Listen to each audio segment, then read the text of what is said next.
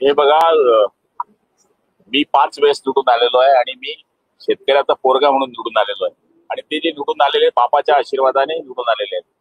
त्यामुळे त्यांनी मला टपोरी म्हणण्यापेक्षा आपण स्वतः किती टपोरी याचा विचार करावा. याचं कारण असं आहे की ज्या विषयाशी संबंध नाही त्या विषयाचा प्रश्न विचारायचा आणि मी किती हुशार आहे अशा पद्धतीचं वागणूक मात्र या ठिकाणी सभागृहामध्ये करायची. खरं म्हणाले तर प्रश्न होता की नायट्रोजनमुळे किती पाण्याचं नुकसान झालेलं आहे, कुठल्या कुठल्या गावाचं नुकसान झालंय एवढा प्रश्न होता. स्कोपच्या बाहेर जाऊन जर प्रश्न विचारत असतील तर मंत्री म्हणून आपण जे उत्तर द्यायचं ते आम्ही पटलावर घेऊ किंवा नंतर मीटिंग घेऊ अशा पद्धतीचं उत्तर दिलं.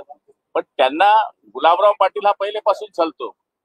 5 वेळेस हे माझ्या मतदारसंघात येऊन गेले पण याची बोंब पडली नाही. त्यांना उमेदवार सुद्धा माझ्या समोर देता आला नाही. जिथं शिवसेनेचे आमदार 5 वेळेस आम्ही निवडून आलो तिथे यांना उमेदवार सापडला नाही. हे टपोरी आहेत. खरे खरे राजे आम्ही आहेत की आम्ही आमच्या विरुद्ध त्यांना उमेदवारही मिळाला नाही विधानसभा. पाटील साहेब, पण तुम्हाला कुठेतरी टार्गेट करण्याचा प्रयत्न होतो महायुतीमध्ये. हे बघा, आता चॅनलवर अशी बातमी येते की गुलाबराव पाटलांवर ठपका. माझा 2016-17 साली मी त्या कोणत्याच खात्याचा मंत्री नव्हतो. मी 17 साली सहकार राज्यमंत्री होतो आणि त्यावेळेस तुम्ही पाण्याच्या योजनेचा संबंध जर आता लावत असाल तर हे हास्यास्पद बाब आहे. मला तरी असं वाटतं की अमृत टप्पा 2 हे युडीकडे येतं, नगर विकासकडे येतं. मी ग्रामीण पाणी पुरवठा मंत्री आहे. त्यामुळे हा जो गैरसमज फैलवला जातोय तर काहीतरी करून बदनाम करायचं एवढंच काम त्यांचं सुरू आहे.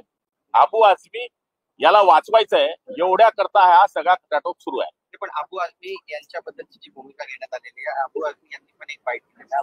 म्हणतात की आम्ही बोलतो आमच्यावर कारवाई होते, पण जे छत्रपतींचा अपमान करतात त्यांच्यावर कुठलीच कारवाई सरकारकडून केली जात नाही. अहो, तुम्ही कायदा बनवणारे सदस्य आहेत. तुमच्याकडनं जबाबदारीनं बोललं गेलं पाहिजे. त्यामुळे तुम्ही जर छत्रपती शिवाजी महाराजांच्या बाबतीमध्ये वेगळं बोलत असाल आणि औरंगजेबाची पुष्टी करत असाल तर ते कोणीच सहन करणार नाही. कारवाई होणार का असा विरोधकांचा प्रश्न आहे. अधिवेशन काळात होणार का? तो कारवाई करण्याचा विषय जो आहे तो या ठिकाणी गृह खातं त्याबद्दल निर्णय घेईल. आणि मला तरी असं वाटतं की जे दोष असतील तर कारवाई होणार, नसेल तर कशी कारवाई होणार. विजय वडेट्टीवार यांनी जे आरोप आज केले मुख्यमंत्री एकनाथ शिंदे त्याबद्दल तुमची नेमकी भूमिका काय आहे आणि विजय वडेट्टीवार यांना काय तुम्ही सुचवू इच्छिता का?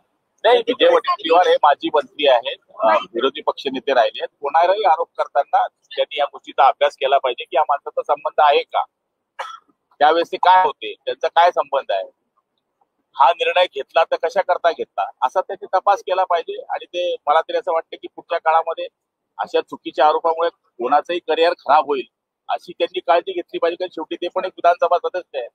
माणूस 5-5 वर्ष कष्ट करतो आणि या सभागृहामध्ये निवडून येतो. आणि असे जर तुम्ही चुकीचे आरोप करत असाल तर मतदारसंघामध्ये चुकीचा संभ्रम तयार होतो. याची काळजी त्यांनी घेतली पाहिजे. नाव न घेता बरंच खापर फोडलेलं आहे त्यांच्या मित्रमंडळींवर आणि त्यांच्या शुभचिंतकांवर. त्यांच्याबद्दल अशी चर्चा की ते राष्ट्रवादीच्या मागावर. ते म्हणले की तो कोण माणूस आहे ज्यांनी माझ्याबद्दल हे सगळं द्वेष पसरवलाय कळायला मला. तो त्यांचा विषय. गुलाबरावजी, आदित्य ठाकरे ने आज मुख्यमंत्री एकनाथ शिंदे की तुलना सीधे योगी आदित्यनाथ के साथ की है. उन्होंने कहा कि औरंगजेब को बयान करने पर अगर योगी आदित्यनाथ उसको बुलडोजर चला देते. देखिए, अभी आप देख रहे होंगे जिन्होंने हिंदू हृदय सम्राट ये शब्द भी छोड़ दिया उनको ये बोलने का बिल्कुल अधिकार नहीं है. अभी वो आपके पास से हिंदू वोट जाने की तैयारी में है. मराठी लोग या छत्रपति शिवाजी महाराज को मानने वाली सारी जो दुनिया है वो सब देखकर अभी वो ये बात कर रहे हैं.